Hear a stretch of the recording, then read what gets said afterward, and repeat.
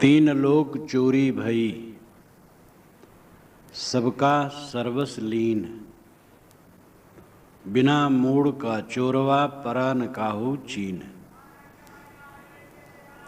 तीन लोक में चोरी हो गई और सबका सब कुछ चुरा गया।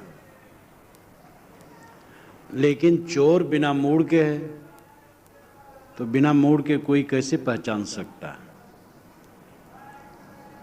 किसी को पहचानने के लिए सिर की आवश्यकता होती है। इसीलिए कभी कभी किसी के हत्यारे जब हत्या करते हैं तो सिर काट के ले जाते हैं, कहीं गुम कर देते हैं, तो लाश जल्दी समझ में नहीं आती है कि किसकी। इंसान को पहचानने के लिए चेहरा अद्भुत अंग है। एक मौलवी साहब ने मुझसे एक बार कहा था कि ईश्वर चेहरा बना रहा है और उसके मन का बन नहीं पा रहा, इसलिए नया नया बनाता है। और जब से दुनिया शुरू हुई तब से वो बना रहा है और अभी भी वो बना नहीं पाया, इसीलिए एक चेहरा दूसरे चेहरे से नहीं मिलता है। तो मैंने ये बात श्री विशाल साहब से कही थी, तो उन्होंने कहा मेहनत कर रहा है तो कभी बना लेगा।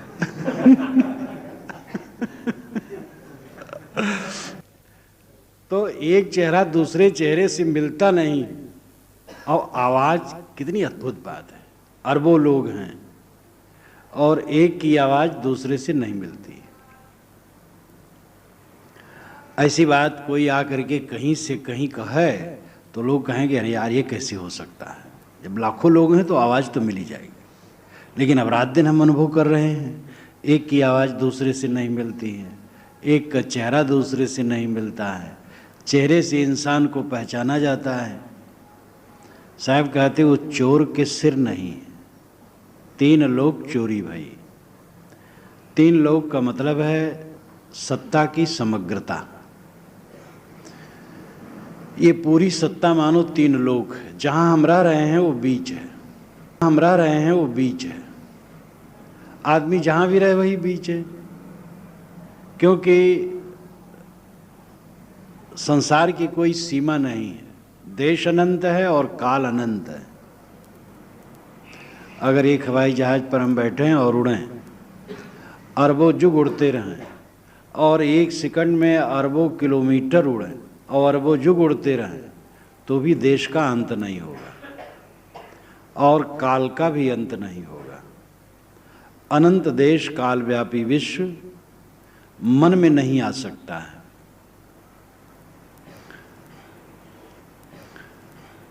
तो कहाँ शुरू है, कहाँ आखिर है, कहाँ बीच है? बस जहाँ मनुष्य वही बीच है, और उसके ऊपर स्वर्ग है और उसके नीचे पाताल है। बस यही तीन लोग हैं। सत्ता की समग्रता तीन लोग हैं। या सतरजतम तीन गुण, तीन गुण से युक्त सारा संसार है। भौतिक जगत में रचना रज है, पुष्टि सत है, क्षय तम है और ये निरंतर होता है। मानस जगत में मन में इच्छा क्रिया रज है, आलस निद्रादि तम है, ज्ञान और प्रसन्नता सत है। तो मनोमय जगत और भौतिक जगत दोनों त्रिगुणात्मक है और यही तीन लोक है। तीन लोक चोरी भई, सबका सर्वस्व लीन। सबका सर्वस्व छीन लिया चोर ने। वो चोर कौन है? बिना मूड का है, इसलिए कोई पहचान नहीं पाता है। वो है मन। मन बिना मूड के। इसका एक चेहरा नहीं, ये बहुरूपिया है। शुभ का नक्शा बना करके अशुभ उपस्थित करने में माहिर है। जीव कहता है मैं शुभ चिंतन करूंगा, मन कहता बहुत बढ़िया मैं शुभ ही कराऊंगा, और शुभ लाया, बस बीच में अशुभ मिला दिया। वो पता भी नहीं पाता कब अशुभ आ गया। जो सतत सावधान रहता है वो मन की चालबाजी को परख पाता है। सदगुरु विशाल साहब ने अपनी वाणियों में इस पर खूब विस्तृत चिंतन किया है, जिसको मोक्ष शास्त्र में गुम्फित कर दिया गया है। उनकी वाणी तो बहुत है, लेकिन वो सब को सार रूप में मोक्ष शास्त्र में बताया गया है। मन बहुत बारीकी से घुमाता है। हमारे अंदर में कालजाल की पटरियां और दयाल की पटरियां दोनों लगी हैं। किसी बड़े जंक्शन में देखिए तो बॉम्बे, कलकत्ता, मद्रास, दिल्ली, जरा सा पॉइंट बदलने से गाड़ी उस तरफ चली जाती है। हमारा हृदय भी जंक्शन है। इसमें काल और दयाल दोनों तरफ पटरियां गई हैं। थोड़ा पॉइंट बदलने से जीवन की दिशा बदल जाती है। इसलिए बड़ी सावधानी से हमें अपने हृदय यार्ड में रहना चाहिए। रेलवे यार्ड में लिखा रहता है सावधानी हटी दुर्घटना घटी। वहाँ सावधानी हटने पर दुर्घटना घटने में थोड़ी देरी लगती है, लेकिन यहाँ बिल्कुल देरी नहीं लगती। असावधानी हुई, मन मलिन हुआ। यह मन सबका सर्वस्व ले लिया। सर्वस्व आपका क्या है? सर्वस्व, सब कुछ आपका क्या है? आपका अपना आपा, आपका अपना आत्मा, आपका सर्वस्व है। और मन उसी को भुला देता है और जो अपना नहीं है उसी का जप करवाता है। शरीर ही अपना नहीं है और शरीर संबंधी प्राणी पदार्थ फिर अपने कहाँ होंगे, लेकिन उसी का निरंतर जप कराता रहता है। यही मैं हूं। जिस समय लोभ आया संतोष चुरा गया। जिस समय मन में प्रपंच आया शांति चुरा गई। क्षण क्षण हमारे घट के अंदर में चोरी चलती है। जागत कीजिए भोर बटोहिया का सोए। 5, 25, 30 हैं चोरवा, ई सब की ना जोर। तो हमारे अंदर में चोर हैं और इन चोरों को पकड़ना चाहिए। हम अपने आप को निरंतर छलाते रहते हैं, धोखा देते रहते हैं। बाहरी प्राणी पदार्थों में अहंता ममता अपने आप को धोखा देना है।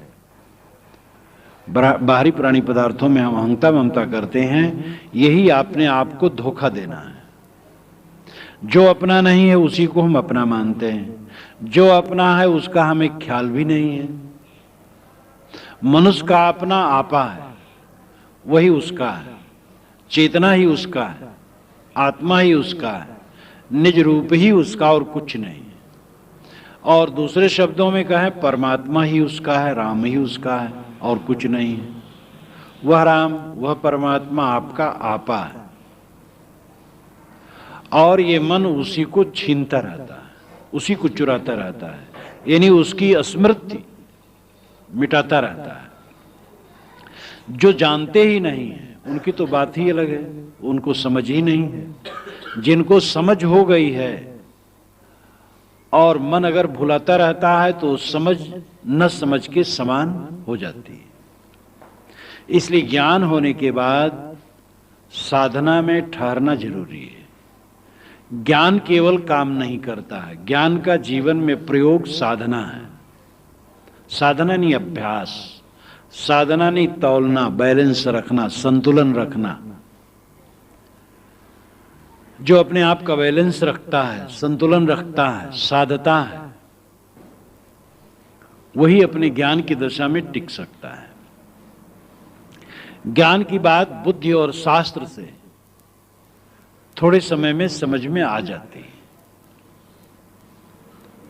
उसकी रहनी साधना से बनती है। साधना एक क्षण का नहीं, जीवन भर के लिए होना चाहिए और रात दिन के लिए साधना होनी चाहिए। अखंड साधना ही में काम बनने वाला है और उसके लिए जरूरी है सावधानी। सावधानी ही साधना है। निरंतर जागरूक, निरंतर अपने लक्ष्य में स्थिर रहना, अपने लक्ष्य को समझना। तो 3 लोक में चोरी हो गई और सबका सर्वस्व चुरा गया। हर आदमी अपना सर्वस्व खोए बैठा है, अपने आत्मा का ज्ञान खोए बैठा है और इसीलिए वो निरंतर पीड़ित है। जो नहीं मरता वो मरने का भय करता है। जिसका अपना धन कभी बिछुड़ने वाला नहीं, वह वियोग के भय से पीड़ित है। आपका धन, आपका आत्मा राम है, वो आपसे कभी बिछुड़ नहीं सकता है, और जो बिछुड़ता है वो आपका धन नहीं। लेकिन इस प्रकार की बुद्धि में स्थिरता आना ये बहुत बड़ी बात है। एक तो समझ ही नहीं पाते हैं। कठोपनिषद में यमाचार्य ने नचिकेता को समझाते हुए कहा है, अ नचिकेता, आत्मज्ञान की चर्चा ही दुर्लभ है, ऐसी चर्चा ही नहीं मिलती है जल्दी, और अगर कहीं चर्चा मिलती है तो उसको समझने वाले दुर्लभ हैं। कितने लोग समझ करके भी नहीं समझ पाते हैं, जो समझ लेते हैं आचरण नहीं कर पाते हैं। साधना के मार्ग में देखा गया, पहले तो स्वयं जो कुछ बन सकता था करता था, और दुनिया का अनुभव नहीं था। लगता था जो भगवान को जान लिया, परमात्मा को जान लिया, वो कृतार्थ हो गया और वो पार हो गया। जब दिन बढ़े और सत्संग मिला, साधकों का समाज मिला, उत्थान पतन देखता गया, तो इस दौरान में कोई 44-45 वर्षों के दरमियान में मैंने देखा कितने भक्त अभक्त हो गए, कितने साधु असाधु हो गए, कितने साधक असाधक हो गए। मार्ग को छोड़ करके वह विपरीत दिशा में बह गए। कितने लोग तो बहुत विपरीत में नहीं गए, लेकिन अच्छी संगत छोड़ दिए, अपने अहम में भ्रांति में पड़ करके।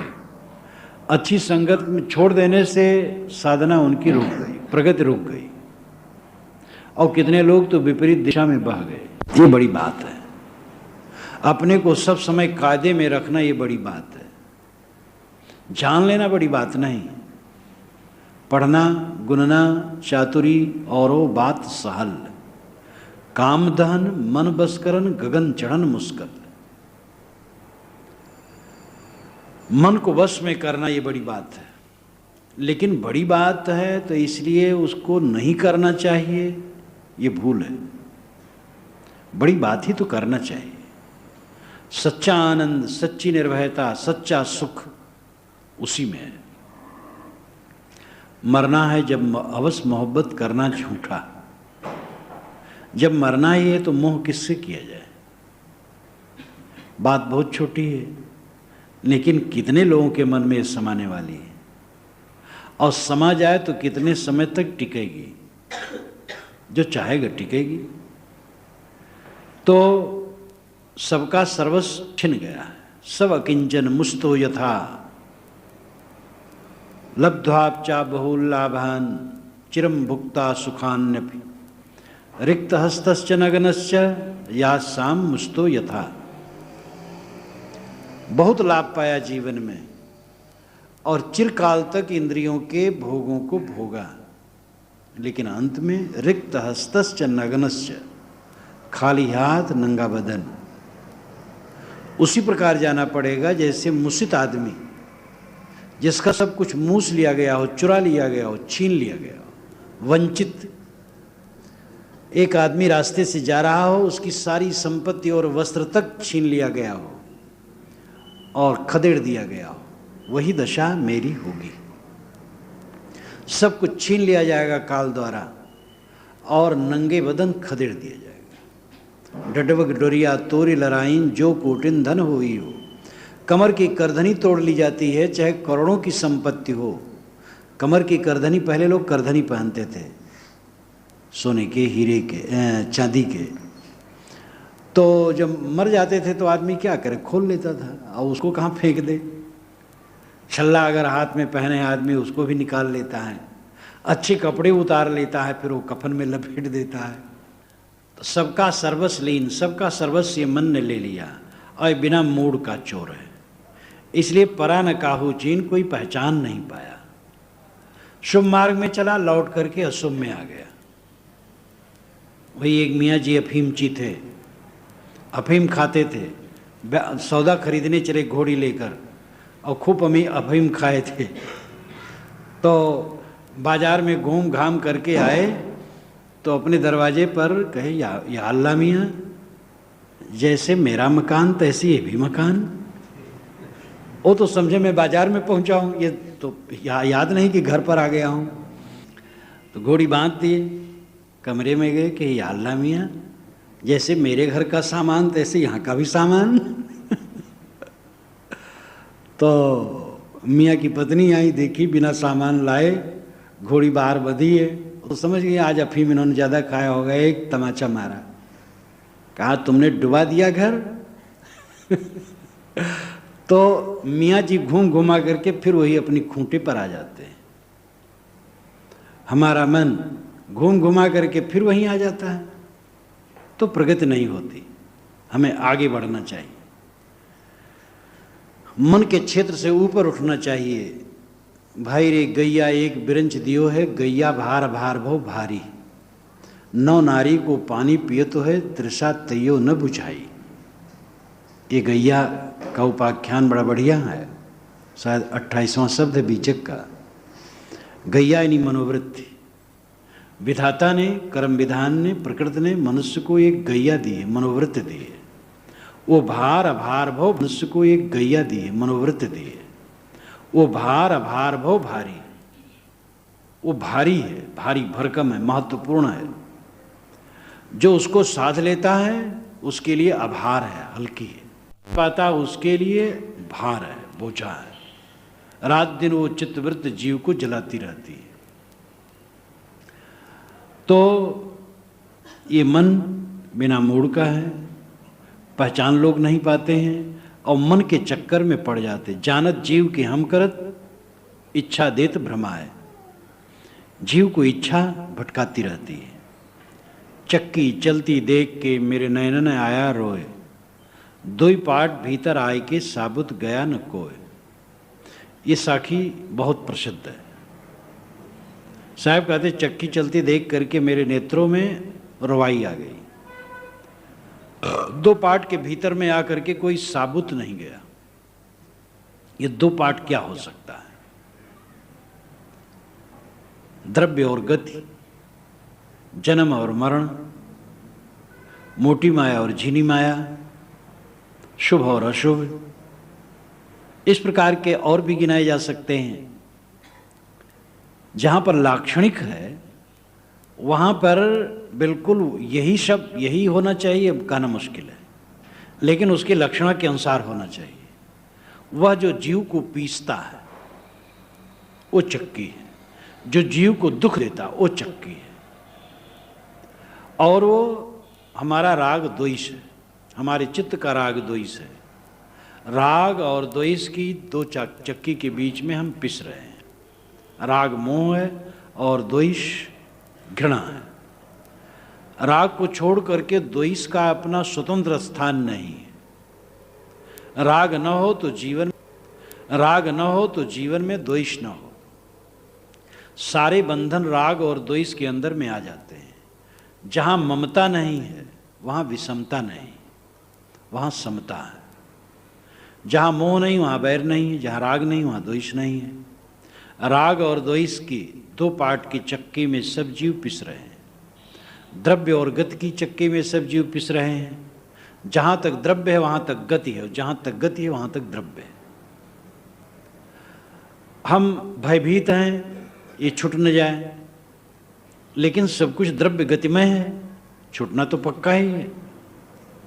भयभीत क्यों है? क्योंकि हमारा मन उन वस्तुओं में टिका है जो वस्तुएं बनती हैं और बिगड़ती हैं। जो नहीं बनता और नहीं बिगड़ता वो मनुष्य का अपना आपा है, साक्षी रूप ज्ञान मात्र, वो नित्य है। और जो कुछ देखता सुनता है, ममता करता है, वो बनता है बिगड़ता है और उसी में मन रखता है, इसलिए वो सब समय पीड़ित रहता है। इस चक्की में सब जीव पिस रहे हैं। जो माया का मोह करेगा वो दीन रहेगा, मृत्यु से भयभीत रहेगा और हरदम भयभीत रहेगा सब समय। जो माया का मोह छोड़ देगा निर्भय हो जाएगा। छूटने नाम की कोई चीज नहीं है उसके लिए। संसार में आसक्ति जीत करके जीना सुख का पथ है, आसक्त होकर के जीना दुख का पथ है। बकरे को बधिक बांध देता है, हरी हरी पत्तियां डाल देता है, एक काटता है, काट के बेचता है, दूसरे बकरे पत्ती खा रहे हैं, दूसरे को पकड़ता उसको भी काटता है, वो पत्ती खिलाता जाता है और काटता जाता है। यही दशा प्राणियों की है। प्राणी भोगों में उन्मत्त है, संसार के राग रंग में उन्मत्त है, और काल एक एक को काटता जाता है। अब आदमी एकदम गाफिल है, वो आसक्त है मोह में। जो मोह को छोड़ दे वो निर्भय हो जाता है। चाहे जैसी दृष्टि हो, अगर आदमी ये समझता है कि मर जाने के बाद कुछ नहीं, तो भी निर्भय होना चाहिए। शरीर खत्म हो जाएगा, कुछ नहीं रहेगा, क्या मोह। अगर ये समझ है कि आत्मा अमर है, शरीर मरता है केवल, तो भी क्या भय और क्या मोह। छूटने वाली चीज छूटती है और आत्मा तो छूटने वाली नहीं, वो मरने वाली नहीं, तो भय किसका। दोनों दृष्टियों से भय करना गलत है। ये तो कुछ नहीं है, मर जाने के बाद सब खत्म, तो भी भय बेकार। और अगर आत्मा नित्य है, वो नहीं मरेगा, तो भी भय बेकार। आदमी को अगर सही समझ हो जाए तो भय खत्म हो जाए। मन की कमजोरी दुख है, वस्तुओं का अभाव दुख वहीं उत्पन्न करता है जहां जीवन गुजर न हो। अब जीवन गुजर हो रहा है, फिर भी वस्तुओं का अभाव खटकता है, तो मन की गंदी आदत है, भूल है। क्योंकि वस्तुओं की कोई सीमा नहीं है, राग रंग की कोई सीमा नहीं है, सुख सुविधा आराम तलबी की कोई सीमा नहीं है। अज्ञान से मन तो भटकता ही रहेगा। विवेकवान थोड़े में सुखी रहता है। हमें घूमने का अवसर पड़ता है, और महलों में और झोपड़ियों में दोनों में जाने का अवसर पड़ता है। कई बार देखा जाता है महल वाले दुखी हैं, झोपड़ी वाले प्रसन्न हैं। झोपड़ी वाले भी दुखी हैं, ज्ञान तो उनको भी नहीं है, लेकिन जहां समझ है। मैं एक जगह बैठा था और ऐसे भक्त थे, सब सामान्य थे, दुकान करते हैं, और एक ही प्रकार की चीज कोई 8-9 मित्र हैं वो बेचते हैं। कहते हैं कि सातों दिन बाजार हमें मिलता रहता है। बाजार में जाते हैं और एक ही पंक्ति में सतों अपनी दुकान लगा लेते हैं। मैंने कहा आपस में ईर्ष्या द्वेष नहीं होती? कैसे हम नहीं होती। भाग्य में जो लिखा है वो मिलेगा ही। खूब प्रसन्न होके कहे, और कहे हम 8-9 एक ही साथ लगाते हैं, और जिनके दुकान पर ग्राहक आए वो बेचते हैं, और सबको खर्चा मिल जाता है। महाराज हम लोग खूब प्रसन्न हैं। उनकी कमाई बहुत थोड़ी है, मैं जानता हूँ कितना कमाते होंगे, लेकिन प्रसन्न उनको देखा। कई कोठी वालों को देखा जो प्रतिदिन हजारों कमाते हैं, खिन्न, संतुष्ट नहीं। लाखों कमाने वालों को देखा, प्रतिदिन लाखों कमाते हैं, खिन्न, हंसी उनको नहीं आती है। एक जगह था, संपन्न भक्त लोग थे, उनके मजदूर थे जो उनके खेत में काम करने वाले थे, पास में झुग्गी झोपड़ी डाल करके रह रहे थे। रात में वो खा करके नाचते और गाते थे, 1-2 बजे तक गाते नाचते रहते थे। तब मैं भक्तों से कहता था, ये बतलाओ तुम भी ऐसा नाच गा सकते हो? कैसा है? वो हम लोगों का सौभाग्य नहीं।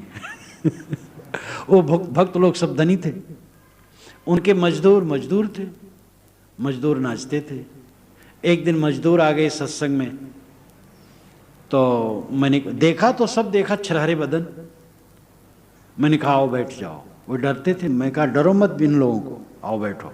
बराबर बैठा लिया। मैंने पूछा किसी को हाई ब्लड प्रेशर है? वे हंसते थे। हार्ट की बीमारी, शुगर किसी को है, कब्ज रहती है? सब हंसते थे कि महाराज ये तो कुछ भी नहीं है किसी को। तब मैंने भक्तों की तरफ देखा, तुम लोग बताओ। तो उनमें अधिकतम ये सब रोग से ग्रसित है। आदमी केवल धन से समझता है सुख मिल जाएगा, अच्छी समझ होनी चाहिए, शरीर में श्रम होना चाहिए और मन में विचार होना चाहिए। विचार का प्रवाह ऐसा चलना चाहिए जिसमें मन की गांठें टूटती रहें।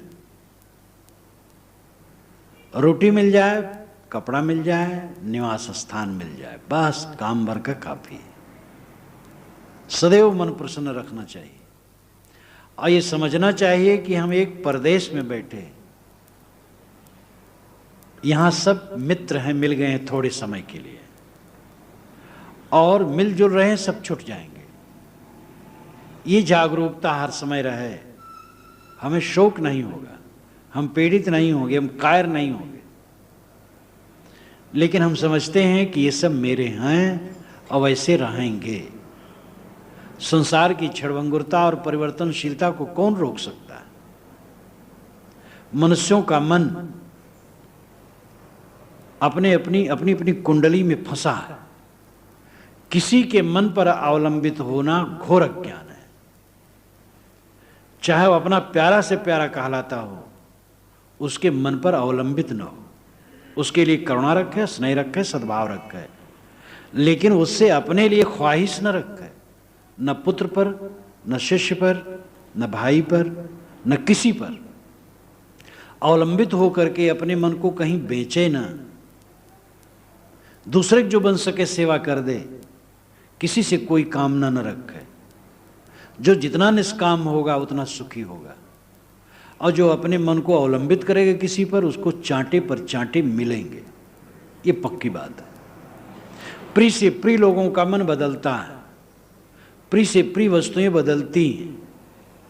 यहां सब कुछ पानी की धारा के समान, समुद्र के तट पर खड़ा हो तो देखो संसार की दशा, इसीलिए संसार सागर कहा गया है।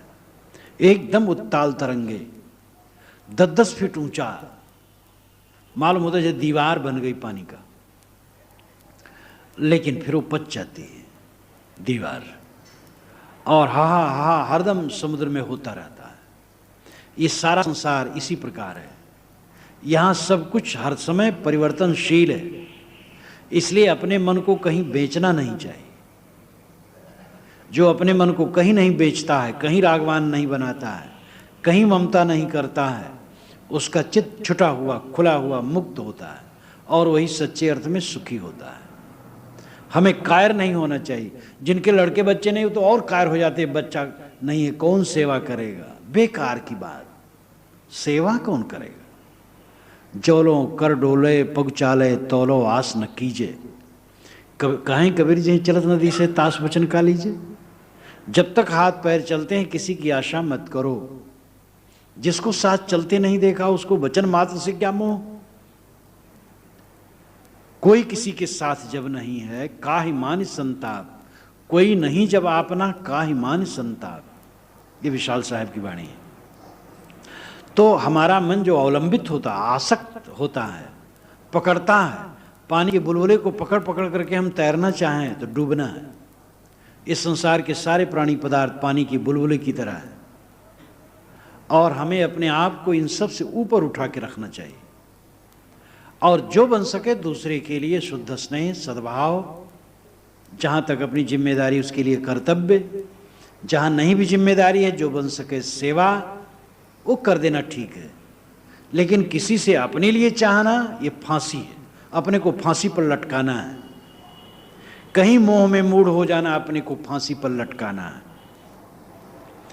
ये राग और द्वेष की चक्की रात दिन चलती है। साहब कहते मेरे नेत्रों से रुलाई आती देख करके, सब जीव भुन रहे हैं। अस्मिन् महामोहमय कटाहे सूर्याग्निना रात्र दिवेंधनेन मासर्तुदर्वी परिघट्टनेन भूतानि कालः पचतीति वार्ता। यक्ष ने युधिष्ठिर से पूछा था कि वार्ता क्या है। वार्ता कहते बातचीत को और वार्ता कहते हैं व्यवसाय को। तो युधिष्ठिर ने उत्तर दिया था अस्मिन् महामोहमय कटाहे, यह महामोह का कड़ा है। और उसमें सब प्राणी पड़े हुए हैं। सूर्य आगिना, सूर्य की आग लगी हुई है। रात्र देवेंधनेना, और रात और दिन की ईंधन लगी हुई है। मास ऋतु दर्बी, मास और ऋतु की दर्बी करचली है। परिघट्टनेना भूतानि काला पचदीति वार्ता, काल सभी प्राणियों को उलट पलट करके भून रहा है। ऐसी स्थिति में मोह से उबरने ही से कल्याण है। ये चक्की, राग द्वेष की चक्की, जन्म मरण की चक्की, मोह माया की चक्की चलती है। दो पार्ट के भीतर में आकर के कोई साबुत नहीं गया, राग द्वेष के भीतर आकर के कोई साबित नहीं गया। राग को जीतना होगा, तभी हम द्वेष से मुक्त होंगे। कहीं ममता है, इसलिए उसके प्रति प्रतिकूलता होने से हमारे मन में द्वेष होता है। कहीं राग ना हो तो द्वेष ना हो। हमें अपने नाम रूप के प्रति मोह है, इसलिए हमारे नाम रूप के प्रति कोई अपशब्द कह दिया तो खल गया। नाम रूप मिथ्या है, उसके लिए कोई शब्द कह दिया। स्वामी रामतीर्थ को एक ने गाली दी, वह हंसते खुश हुआ। अपने को तो शिष्यों ने कहा, महाराज आप ही को गाली दिया, आप खुश हैं? अरे कहे, मुझे कोई गाली दे सकता है? मैं तो ऐसी वस्तु हूं जिसको कोई जान भी नहीं सकता, समझ भी नहीं सकता है। मैं तो शुद्ध आत्मा हूं, मैं शुद्ध ब्रह्म हूं। ये शरीर के नाम रूप को किसी ने गाली दी और मुझे हंसी आई। अपने आप को देहाभिमान से ऐसा निकाल लेना चाहिए कि दुनिया के घात प्रतिघात हमें चोट न दे सकें।